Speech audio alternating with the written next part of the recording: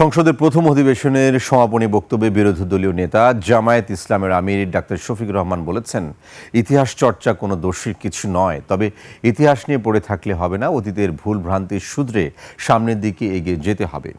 সরকারের ভালো কাজ সমর্থন করবে, তবে জনস্বার্থ বিরোধী হলে অবশ্যই বিরোধিতা করা হবে বলেও জানান জামায়াত আমির।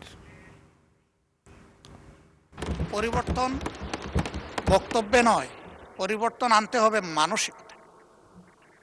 সেটা কি? সেটা আর কিছু নয়। Let us agree to disagree.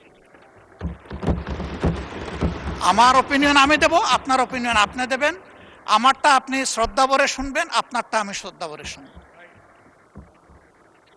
এরপরে যা যৌক্তিক তা নিয়ে আমরা সামনে এগিয়ে যাব। আমরা যদি এতই ক্ষিপ্তা বিরোধী দল হতাম, তাহলে মাননীয় প্রধানমন্ত্রীর এই প্রস্তাবে আমরা সাড়া দিতাম না।